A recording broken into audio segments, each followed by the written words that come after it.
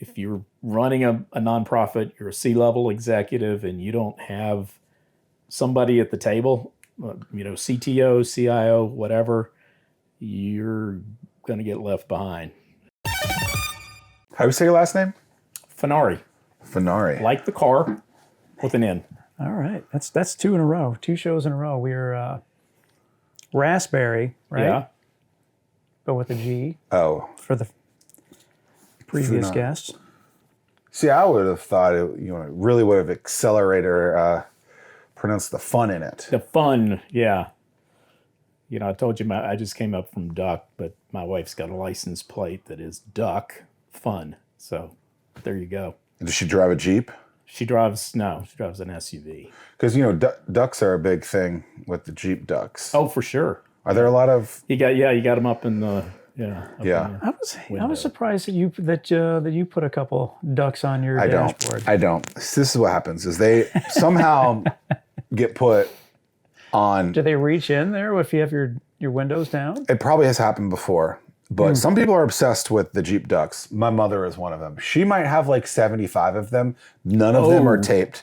And they just come flying every once in a while. 75. Yeah. I think that is probably illegal too. So she is an illegal driver. But that's okay. So do you do a lot in Duck, just a little weekend, or? We're down there a little bit more now. We have guests from Memorial Day to Labor Day. And then we're there in the spring a bit, because I've got a lot of remote employees, so I can work from there. Very cool. So we're there in the spring, a little bit in the fall, and then we'll do holiday with the kids and the grandkids some. So yeah, it's good. Cool. It's a good place. Very cool. Enjoy it. Yeah, I think a lot of their marketing has been around the donut recently. Oh man, too. That thing has really skyrocketed. Yeah. National franchise. Good franchise. Yeah. How many locations they have? It'd be interesting to know. Haven't looked recently. I think they have one in Vegas now too. Really? They're nationwide. Yeah. Yeah. All over. It's pretty cool. I don't think people think enough about how important kind of the marketing aspect is to business, and something that StratusLIVE is so important with you in working with nonprofits and helping them kind of accelerate and understand and manage is just that, like, nonprofits don't market themselves enough, and you've done decades worth with nonprofits over the years. Like, what do you think is the biggest struggle that a nonprofit has to get the word out? Because it's important stuff, but if people don't know about it, it's hard. It is. Yeah, it's difficult. It's, I think focus on the mission and then find those that have affinity with the mission. And that's not really easy for a lot of nonprofits. If they've got the mission down and they treat the mission somewhat as a product, then it's finding the people that have affinity for that. Whether you're in cause cure, in healthcare, pretty easy to find affinities there. People that have had, maybe family members or whatever, patients that have been serviced or helped, so forth, by like the Heart Association or Kidney Association. That's pretty natural affinity. You get into social services and some of the nonprofits that we serve, it's a little bit different. There's a lot of work that goes on in the community that needs to get amplified. And so it's just a combination of bringing together, the mission, the messaging around that, and then the tools that we provide are all about, the technology. So going digital, digital marketing, web, direct, whether it's email, direct mail, a lot of our, bigger nonprofits use that channel as well. So it's a big task. It's multi-channel, it's media, it's finding the affinity. So it's a collection of. So when you say the nonprofits that we serve, those are the services that you provide? Yeah, I mean, we're definitely software delivered from the cloud. And we're all about nonprofits. Obviously, their donors and their volunteers we like to call those constituents instead of customers. So you kind of translate CRM, from the business world over to nonprofit, and it's constituent relationship management. So we help these, usually larger nonprofits manage their constituents, their donors, their volunteers, their event attendees, all of the fundraising that goes around that. There's a number of channels and methods of fundraising. We just kind of mentioned direct and web, major gift cultivation. So finding those constituents in their database that have, the affinity and maybe have the capacity, to make larger gifts. So our software kind of, facilitates all of that. It's kind of the engine, the business process engine for nonprofits. How old is StratusLIVE at this point? Yeah, we got started in 2009, 2010. 3 founders, and probably had the first product in market within a year or two, the flagship. And so kind of, 2011 roughly, we really began to get a little bit of traction and, took off from there. And you had a lot of experience or an affinity for nonprofits at that point? Or how did you get into? Yeah. I mean, most of my career in technology has been with nonprofits. The company, actually, the predecessor to StratusLIVE, was a company called Compass Technology. It was based here.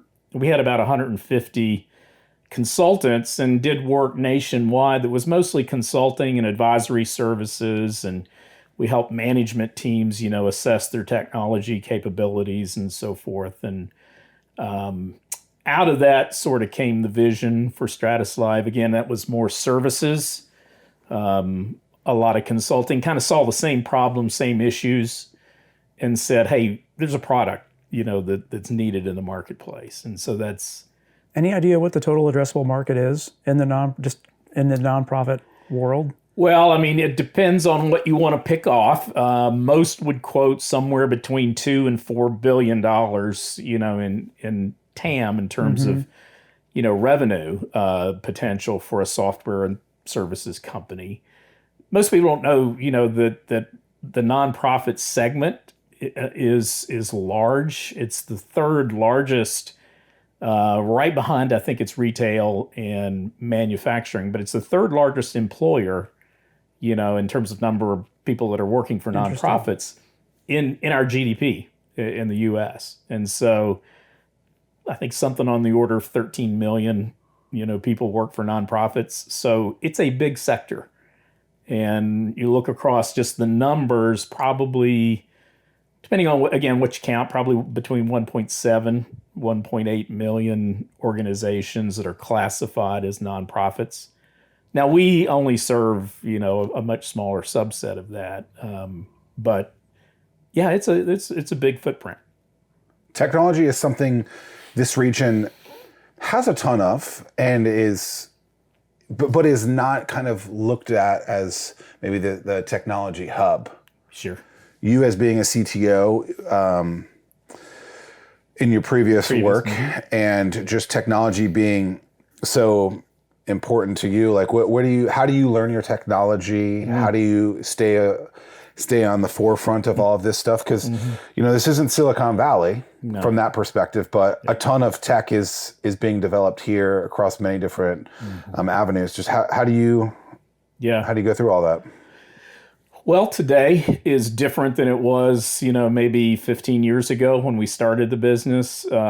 Today, things changed so quickly that I think, you need to be super curious. You need to stay online. You need to stay in YouTube. You need to stay, really aligned in consuming podcasts and so forth. Surprisingly, that's where a lot of the really good, information is coming from. Now, formal training, we still have the universities that their programs are sort of aimed on one trajectory. We've got tech schools and tech specialties have a little bit, more immediate application.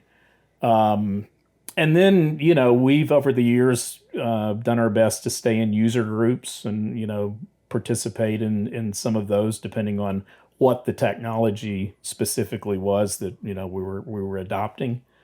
But today there's just so much available online. There's so much to be consumed, from from YouTube. So now it's all about, how curious are you? Yeah. Are you willing to put in, the late nights and the weekends? I mean, for Right. me, the last couple of years with AI adoption and, we're doing, major work in that area. It's just been, you got to dig it out and learn. It's interesting. Yeah. I just listening to you say that, I think about how did we learn before YouTube and podcasts? Right. Yeah. But like someone did like post-education, like, do we pull out the Encyclopedia Britannica and We start didn't learn, Tim. That's the answer. Yeah. People like you and me, at least me, I didn't learn until YouTube University. Was it just over-the-shoulder learning with a group of people?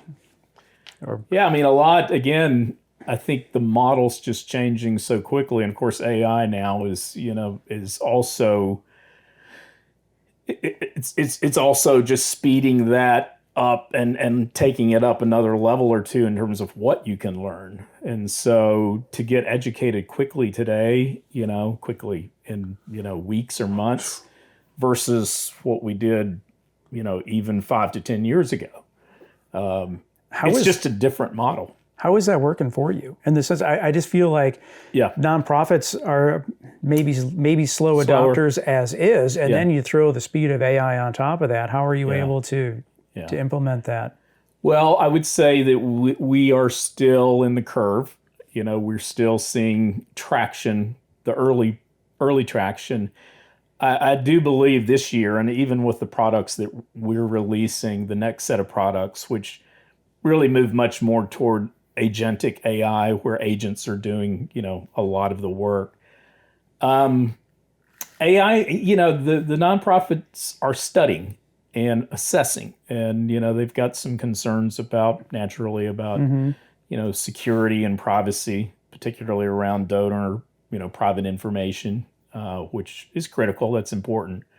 But we are seeing, a lot of interest. And I think mostly the driver for that is that this capacity gap, because, nonprofits are habitually kind of understaffed,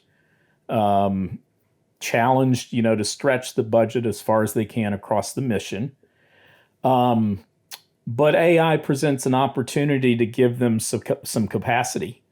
And so, let's say a 10-person development and fundraising team, with the right type of AI applied to the day-to-day, applied to the business process, they can operate more like a 20, 25-person team.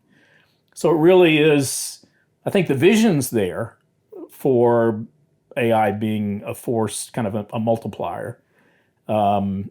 It's just all in the adoption. And is there a first mover advantage mindset in the nonprofit world, or is it we're gonna wait for that first person and then see the outcome before we? It's I think it never hurts to be early out and plant a flag and show results. But again, the market doesn't move as quickly as the commercial markets. So you do have a chance to adjust and, maybe refine either the story or the technology. Again, the market's really large. They don't make decisions quickly, maybe not as quickly as a commercial buyer that's got a very structured process. And, they're coming in and evaluating, and 90 days they're done. They pick their product and away they go. That would be typically the exception and not the rule with nonprofits. I know you have tons of experience with nonprofits over the years, but how did you come to the decision that was the industry that you wanted to focus on, when there are some that are quicker adoptions, maybe larger in opportunity? Yeah. Well, good question. It was, I think I had an affinity for it. I felt like that it was, to see the work across different segments that, nonprofits are doing, whether it's in cause cure, with medical, whether it's healthcare foundations, youth development. For example, one of our customers is the national organization of FFA, Future Farmers of America. it's really a youth kind of thing. They get youth involved early on and then, grow them up through alumni programs. Back to some of the things that I mentioned, in Cause Cure, like Autism Speaks, big national organization based in New York. They're our customer. So there's a lot of good, that's done through those organizations. And, for me, kind of given where I was working here and some of the work that I'd done, locally with nonprofits, I could see, hey, this can be, doing well by doing good, is important, So that's a little bit of the history, of how we got here. And then, once we worked in the market and saw the needs, I mean, it was clear there's a sizable market here, and they do buy and they do spend money. Where do you all look to continue innovating to provide the next generation of offerings to your nonprofits? Well, so this year we're launching. We've been at the enterprise tier of the market, which we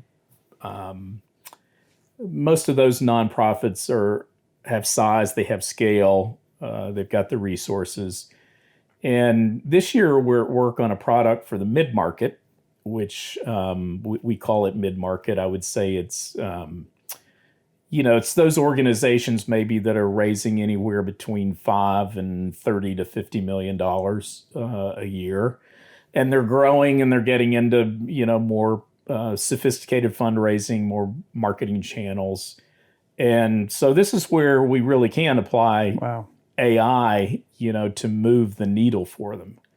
And instead of having to grow their staff, kind of linearly as they go through the revenue curve, we think we can allow them to scale, use agents and so forth, and maybe not add so many people. So that product, we've been at work on it about 2 years, and we are just in the kind of the front end of the launch cycle. We announced it couple of weeks ago at our annual user conference here at the beach, where all of our customers come in. So it's pretty excited about that. That's kind of the next phase for us. So does that go into, I don't know what it's called, but when they do the ratings, if you will, in terms of how much goes to admin? Yeah. So Yes. Are you seeing a result in the change of implementing agentics agents to reducing that number that goes towards overhead? Yeah, again, we're at the front end, Yeah. but we absolutely have that as an objective. And I mean, there's no question, in our trials and, what we're doing in development and in the lab, there are business processes that, take 3 people several days that the agents are going to do in a half an hour and give a lot of time back. So what does that mean? That means that maybe a lot of the hard data work and analytics and things like that a team would do, now those resources can kind of be directed to building relationships or being in front of donors, being at events instead of being in the back office, cranking away on. Yeah, that's interesting to me in the sense of now nonprofits can be that much more mission driven. I've thought we've talked a lot about AI, the robots, but I never came to this conclusion until now. And I know we just met, and I don't mean this towards you or anything from nonprofits, but people worrying about their jobs and stuff like that. I wonder now if it's actually not about losing their jobs. It's about them not being able to be lazy. Well, but there's there's talk now that soon the 5-day work week will turn into a 3.5-day work week. Mm-hmm. Okay. Mm-hmm. So then they would, okay. Yeah. But it is I don't know that that'll actually happen, but we'll it is interesting to think that maybe that's why people, they like their 2 hours of work a day. Didn't the 5-day work week, didn't Henry Ford? That was the A-frame, right? When they started that? To allow you to travel. I mean, everybody would love a shorter work week, But I think if you look back at the history of technology adoption and transformation and kind of the way it works on productivity, I know the great fear is that it's just going to wipe out jobs, but that really is not the way most technology adoptions happened. It creates the opportunity to do more, to either, if I go the commercial side, maybe to build more products, build more sophisticated products, have a larger offering. So rather than, for example, in my case, rather than eliminate software engineers, I've got an engineering team now that I can think about doing, well, we could launch these 2 new products. We could launch these 3 products. And, it's this productivity potential. And I think we're just, we're so early in this that, maybe some legitimate caution is legitimate, in terms of the workforce and what's going to happen. There's no question about that. But I think most companies want to find a way to be more competitive, offer better products, offer better services, and it may actually turn out to be a bump. Maybe it's just to make face, but it seems like most employers are saying something very similar to you. Mm-hmm. Like, we're not looking at reducing the workforce. We're trying to maybe move them somewhere else and do something different. Yep. So that's cool. Yeah.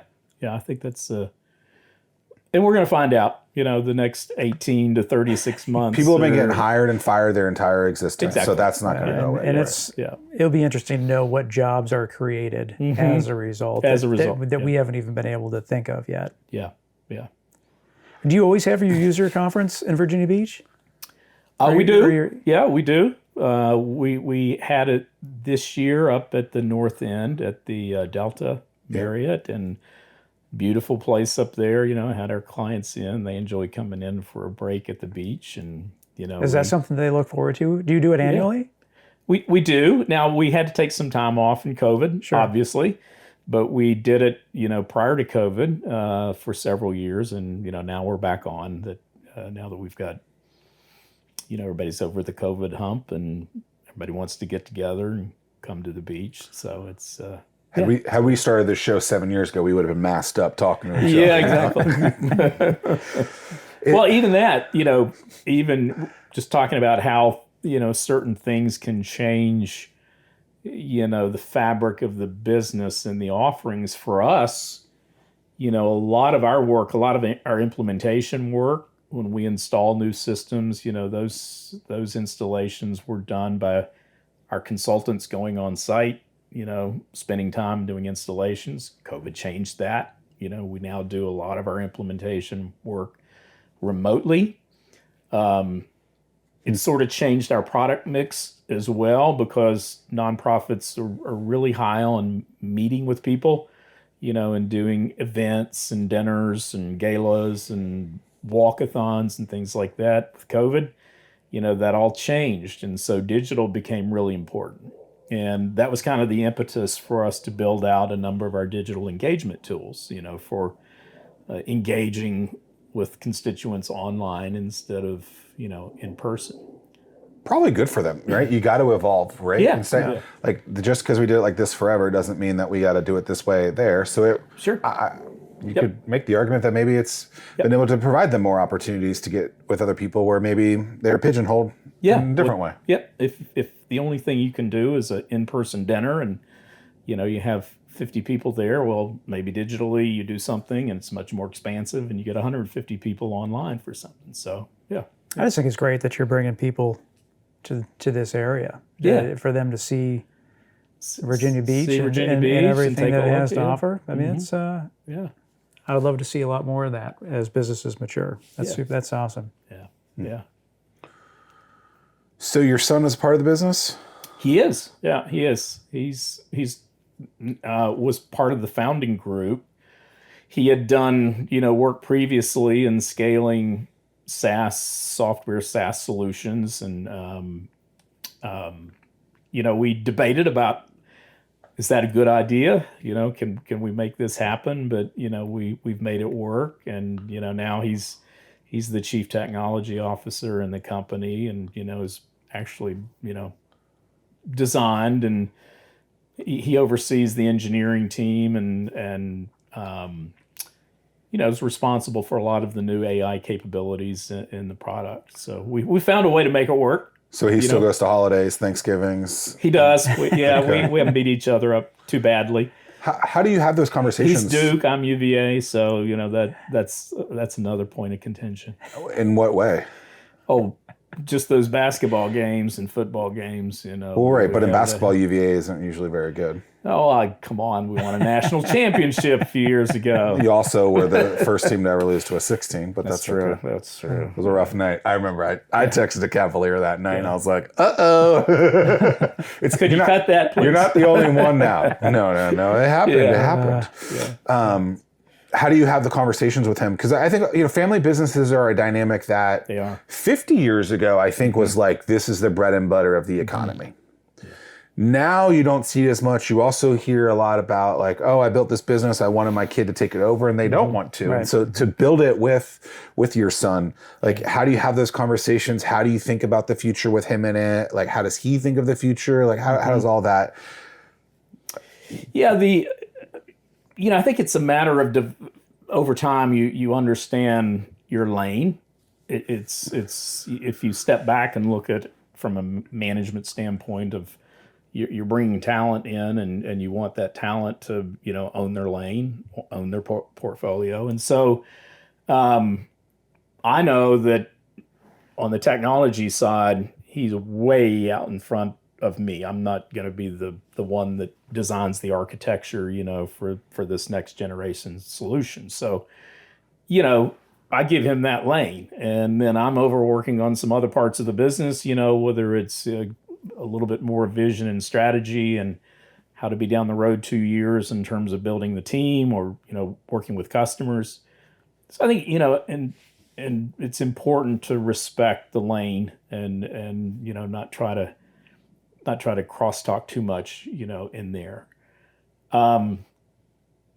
With respect to future and, what all that might mean, I'm not ready to stop. So we're still going strong. And there are always nuances about, what do you want to do long term? What do we want to do with the business? We do have investors in the business, so it's not like it's just, it's not my call with John. We've got other stakeholders that are important in what we're doing. So, what percentage of your employees are local versus remote? Yeah, I mean, we are less than probably 40 or 50% are local now, and again with COVID that changed substantially, and so we're less than 50% here now. Where is that? Where do you see that going in the future? Do you see that 40% increasing, or is? I'd like to, especially again post COVID, and especially with what's happening in the region. We've got some good sources of talent here now. I think a lot of our schools, universities, colleges, they're producing good talent. Yeah. And so I would hope to, be able to increase that some and have more folks based here. On the engineering front, it's, developers and engineers, you find the best athletes in the draft and, pick them off no matter where they are. I think that's kind of been our philosophy. So we still see it being a blend, but I really do think the region's got, increasing capacity to supply talent. It's just always such an interesting philosophical question in terms of, do you try to get people locally? Or, some people find that remote works just fine, I think that for when it comes to certainly software and developing stuff and just having that closeness of the team together allows you to. Yeah, there's that moment, the creative process where you're working through design and, it's kind of the whiteboarding and the old in the conference room, and we got sticky notes on the wall and whiteboards going. That's still that's hard to replicate, and it's that's a management challenge I think that we're all dealing with, of how to make the remote mix work. Having account executives and sales teams across the region, that's everybody. Everybody has to manage that. But when you've got a creative process that has to scale, it's a little bit more challenging. You talked about the draft and drafting the best talent and things like that. Yeah. It's so interesting because that's a sport, but people don't realize how much effort is put into interviews, having conversations, dinners, watching tape, etc.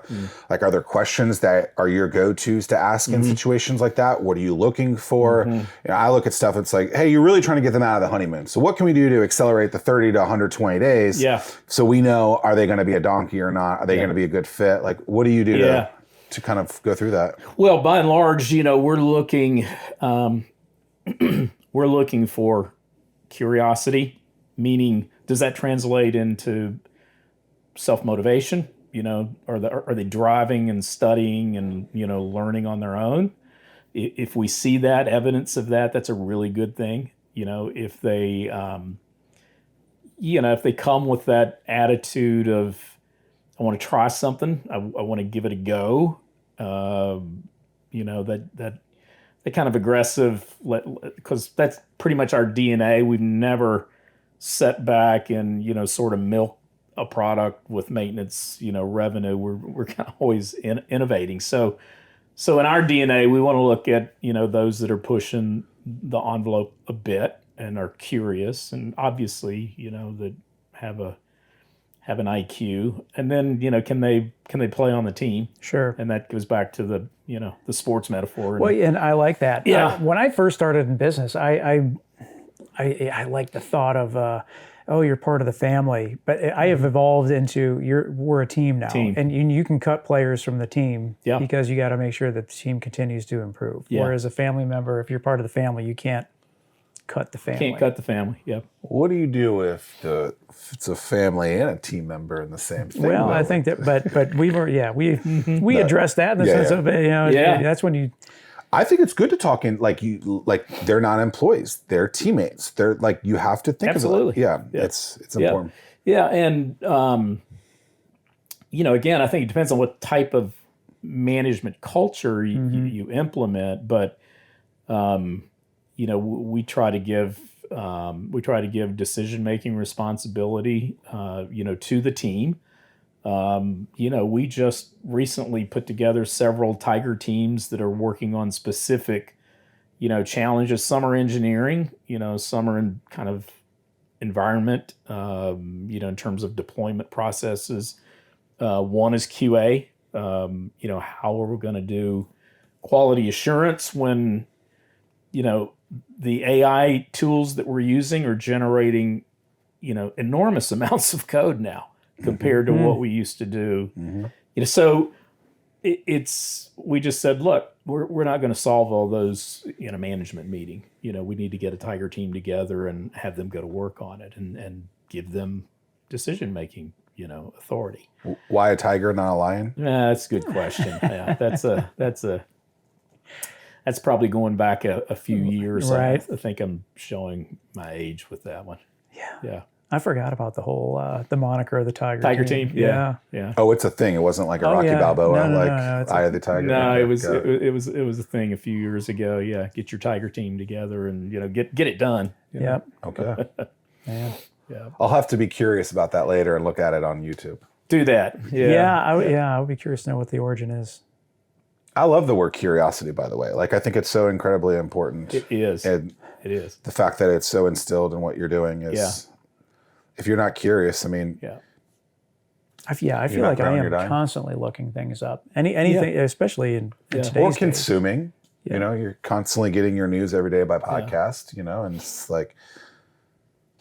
If you're not, what are you doing? Exactly. And again, in a period of rapid change, and kind of transformation that we're in right now, it's kind of that's just table stakes. But even with leadership, I think some of the best leaders that I've seen are really just genuinely curious. They're just, we want to uncover how things work. I want to understand it better. There's, we sort of always think of the leader with the big ego and the drive and, and the arrogance, but there's an element of humility that kind of tags along with that curiosity of, I can learn more. I can be better.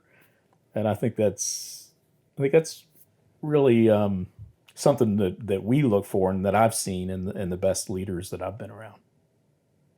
Yeah, I feel like I never stop asking questions, and there's a lot to learn. There is so much to learn. And with AI, it's uncovering even more.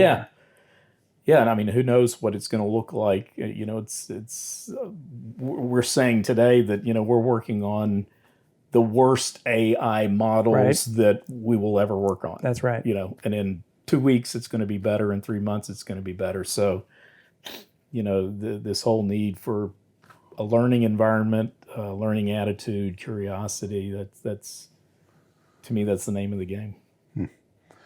You've raised a little bit of money over the years. Yeah. How did you go about doing that? Like, do you remember some of the conversations to get in front of people? Like, because raising money is an art, but I think a lot of times people maybe over art it, if that's a thing, and they're like, well, why didn't this work? And you obviously have raised some cash. So like, how are you able to do it? Well, for us, I mean, we had a pretty clear business plan. We knew what we wanted to do. A good number of members of the team that I'd put together had done a lot of this before, in the previous company. So I think from that standpoint, we had a pretty good idea of what we wanted to do, how we could monetize it, what the size of the market was. Then it was just a matter of, getting connected with the right people. For us, it was the right people in town. And I knew of John Paris and, his team, and we had a little bit of history beforehand, but, I met John, met a number of other business leaders in the area that, were really helpful. I mean, super helpful in getting, especially some of the initial, seed money together.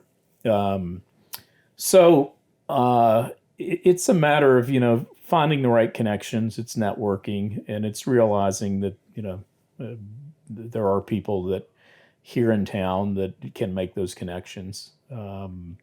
And then you just, you got to polish the plan and the pitch and get some results, and you can raise money. That's right. I mean, it's interesting here in terms of a lot of the money that's raised is local. It's local, yeah. And you really, I think that adds another layer of seriousness. I mean, all money raised is serious money. Yeah. But when you know that you're going to see your investors as opposed they're in town. I mean, you really got to deliver on the things that you said you're going to deliver in your plan. I mean, it just really, really adds. And we've been fortunate to have some really good investors, which, can make the company. They can also, derail a company, especially founders maybe that overpromise and didn't have the story together quite as well, but we've had some really good investors.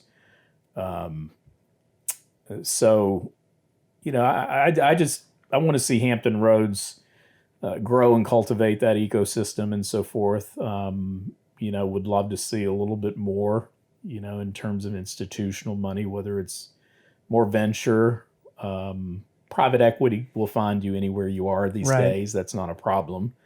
But just to see the region, develop that muscle a little bit more. Yeah, finding that outside capital, especially to lead around, continues to be a challenge. Yeah, it is. Yeah. How do you communicate even to this day with these investors? Like, is it a monthly report, quarterly? Like, how do you go about doing that?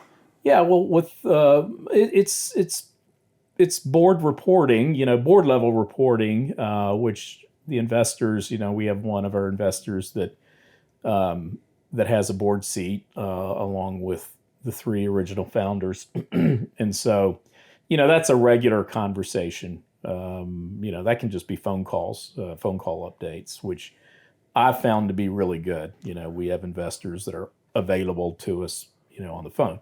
Then the other is more of a structured reporting that we do semi-annually. We'll give quarterly updates depending on what's going on in the business and whether there's been any significant changes. Are the phone calls good because you're not missing context? Where paperwork can miss a bit. Yeah, exactly. It's always better to be in person and talk about this. So, that's been a good thing for us with our board team. More communication's better. Well, and I think that for the founders that are listening to this podcast, one thing not to be overlooked is the fact that you had a team that worked together before, is raised capital before, and then now that you have the capital, you continue to work well together, and that team aspect is so important. It is. I mean, if I, sitting on having been through the process, of the founder, the entrepreneur, and management, if I were on the other side, and doing the investing, the team is super important. There are a lot of good ideas and there are a lot of really good strategies, but the team that can execute, that's I was just going to say, you got to be able to execute. Is going to win, in most cases. So yeah, building your management team and understanding that you need people that for the skills that you don't have, and just being really aware of that, is probably advice that I'd give to a new founder. So overlooked. Yeah. So overlooked. Founders that are solo founders, they think they have the greatest idea, and so you might, but yeah, you got to have the team. How have you assessed like the mirror effect of like, oh, I suck at this, right?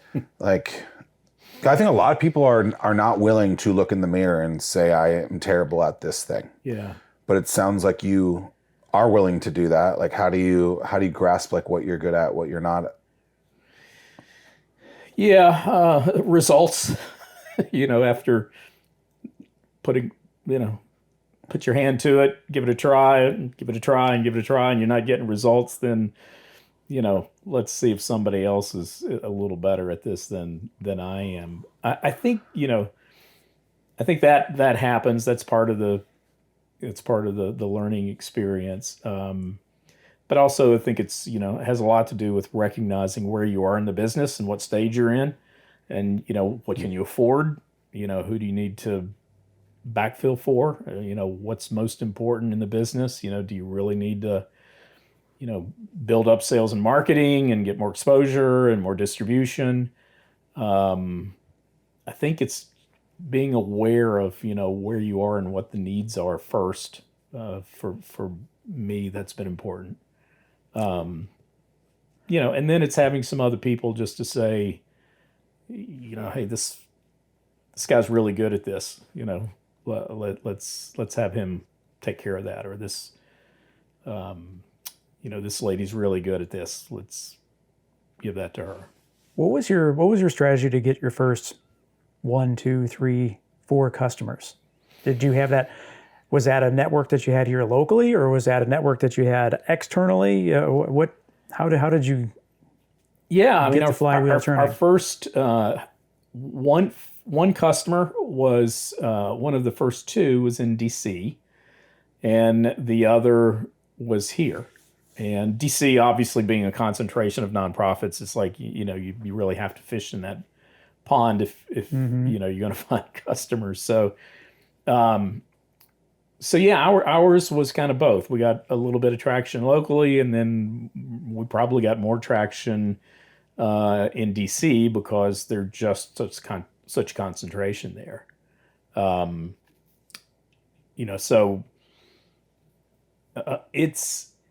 And it's all based on where you're marketing to. I mean, it's easy to, when you're starting out, you can go pound the pavement or make the phone calls or send the email messages and get out locally.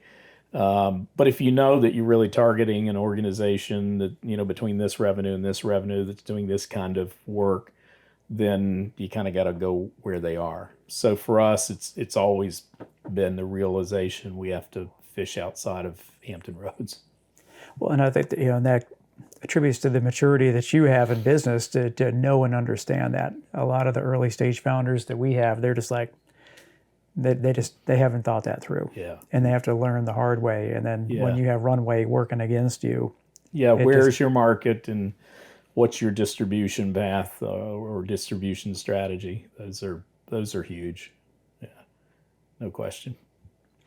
Which is weird though, because if you're trying to be a global business and you're trying to then just sell in your backyard, that doesn't really make sense. But that's a different story. Well, yeah, but it all works together. And again, when you're looking as an investor, you know that you have a mature team that's worked together, that's raised capital before. Mm-hmm. Knowing that they've raised capital before, they know how to establish customers and generate revenue, and all that stuff works together. Mm-hmm. So it's just, that's why I always tell the founders that I talk to, it's like, even if you failed once before, what you learn from that first failure is huge. Yeah, no question. The mistakes will teach you a lot if you're willing to learn. Whereas the accomplishments might make you arrogant, and that's and you don't look back at your wins to say, what did we do right to get this win? To get this win. Yeah. Why'd you win? Why'd you lose? Why you're maybe? Yeah. And if I take a deep look and looking at the mirror effect, Zach, like the things that we didn't win or that I didn't win, mm-hmm. Truth be told, I wasn't ready, mm-hmm. or the business wasn't ready. And it was just like, that's the honest. It is. That's the hard truth. Swallow. That's the honest conversation. But if you're going to make changes in the business and take it to the next level, those are the conversations you have to have. No doubt. It's like building a house. You think your foundation is one thing. Then you realize, actually, I'm building on a mountain, mm-hmm. and I didn't realize mm-hmm. this, so I needed to move it a little bit this way. And Well, and to look, learn what's worked for other people, what hasn't worked, and you don't want to be the first person out of the gate to try a new foundation to your house, and then no realize things. For us, I think one thing that has really been clear in building the business is, the strategy that we started with, or the strategy that we had 6 years ago. There have been changes along the way where we've really had to adjust the strategic plan and say, there's either new opportunity here or, there are changes that have happened. And so, you've got to keep that loop of what's going on in the market and how are the products and the services doing. You got to really, feed that. Just, kind of to share a story, we've developed up a pretty good footprint in the United Way network. And so we've probably have something on the order of 25 or 30 United Ways across the country. And what that introduced us to was what's called corporate social responsibility, CSR. So it's kind of the context of where, as you know, United Way will come into a company and say, hey, we'd like for you to run a campaign. We're going to present you with not only the work that we do, but also the charities in your region that your employees can give to. Well, we had no plan. We started the business that we would get into corporate social responsibility. But through the work with the United Ways, and they just kept saying to us, look, we love your CRM product. We love your marketing. We love your fundraising. We have to have a digital online tools that we can take into a company where all of their employees can see the charities and the nonprofits in the local region, look at what they're doing, select those, and designate, their employee gift to that. And so that's a product that we call Give It Work. and it's grown and it's led us into almost 2,000 companies across the country, all the way from Ford Motor Company to ExxonMobil to Procter and Gamble. So that grew out of our work, in the nonprofit network, was never part of the early strategy, but given the fact that we were serving these United Ways, we said, okay, let's give it a try. So we put the engineering team to work, got the first, prototypes developed, got some traction, got a little more traction, and now we're serving, some Fortune 500 companies with this Give It Work product. And so it was never part of the original strategy. But you were willing to move with the times, right? Yes. Yeah. Right. And go back to like sports. I mean, think about, this team played this way. They won the Super Bowl. Now everyone wants to copy that because they did it, and then you're going to do that for a few years. And then this other team's, it's the same cycle over and over again. Yeah. It's like, it's where where's the opportunity, and do we have the competencies and the resources to go after it? And, then it's a matter of, making the decision, pulling the trigger and put the resources at it and fund the development and see if it lands. And the money and the time are the risk there, right? Yeah. I mean, because the best case scenario is it works. It works. Worst case scenario is you lost a little bit of money and time, but you evolved and you went for the moon for it. So So with that said, is there any national campaign type of thing that you can look back at and say, that's us, our fingerprints are all over that makes you really, really proud? Well, yeah, I mean, we've seen, some pretty big fundraising results, out of, I think this year, collectively, there's probably $100 million that went through, these Give It Work solutions. Detroit, the Detroit United Way, they've got a relationship with the Detroit Lions. See, lions, not tigers. That's where the lion comes in. Yeah. We help them basically win Ford Motor Company, and, Ford Motor Company's, I think we started with them. They maybe 89, 90,000 employees that would participate. Now it's probably 120,000 just in Ford alone. So when you see things like that, you got the NFL, you got the local United Way, you got Ford Motor Company, which is, it's Ford Field, right? Ford Field. Yeah. So it kind of all goes together, and you're able to say, we were part of that. Well, and then when you look at that from a macro level, just in terms of the number of lives that you've been able to touch based on the generosity of giving that has happened. Yeah, that's a great story to tell.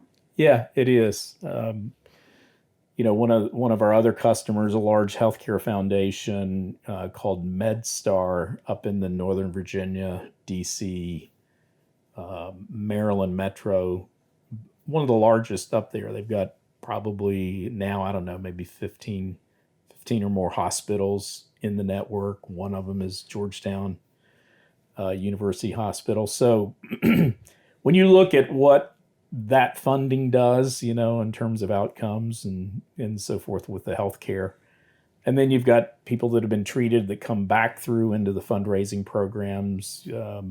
Those are usually called, like grateful patient programs. Yeah, it's pretty rewarding. All happening right here. Yeah. I was thinking the same thing. It's just so much happening right here in the region. A company producing such monumental opportunities for so many. It's powerful. Yeah. Thanks. Yeah, we think it's a kind of special place to be. And then again, with the transformation that we're looking at with the next round with AI. It's a good spot. And it's the other thing that's really fascinating is that you almost have to operate in the sense of like, you can't be the cobbler that wears no shoes. You got to tell your story as much as you're helping everyone else tell theirs. Sure. Yeah.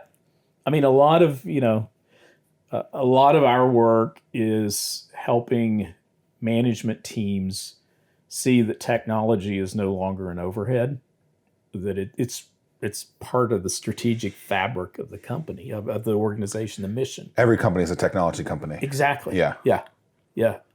It's just not, it's foreign. A lot of the board members, it's foreign to them. But you come in and lay this out and say everything that you're doing is enabled right now by technology. So. Yeah, just in terms of like even the IT spend, is that now part of IT, or is that now part of HR with staffing, with agents? It's just interesting how all that's going to play out too. Yep. And I think today, if you're running a nonprofit, I like to say this to, prospects and customers. If you're running a nonprofit, you're a C-level executive and you don't have somebody at the table, CTO, CIO, whatever, you're going to get left behind. You're going to be the buggy carriage, the horse and carriage, basically. Recently, you had the user group, the annual user group in town. But let's say you were going to bring in a different client. What would you call them? Clientele? You had customers, clients. Yeah. So you had clientele in town, and they wanted to know a good place to get some grub. What's the kind of the best place? The Hampton Roads food of choice. Where would you take them? Wow. Okay. Well, I would probably send them to the Terrapin. That would be one. Always enjoyed the Porch, which recently renamed, I guess. There's a whole host over here, from Aldo's, if you're into Italian, and got the best hamburger place across the street from you guys here, Barrel 17, right? That's a good spot. So, I got a long list of, where to eat. We're trying to, what is the thing that we can market ourselves? Yeah. There's so many places. Deep dish, Chicago deep dish, Detroit pizza style pizza. Yeah. Buffalo wings. I don't know if it's Virginia Beach, Virginia, Hampton Roads, whatever. Yeah. I'm kind of staying over here at the beachfront, but boy, that's a good question. Wasn't expecting that one. Maybe it's the Duck Donut. Good call. It could be the Duck Donut. No question. Yeah, go to the Outer cake, Banks for yeast. that. Yeah. There's a little bit of a debate between that. So it's a good franchise business now, barely. Yeah. Well, we appreciate your time. This has been tremendous. Right. Appreciate all the growth and wisdom that you've provided us today. Good. It's good to be with you guys. Awesome. Love what you're doing too. Thank you. Yeah.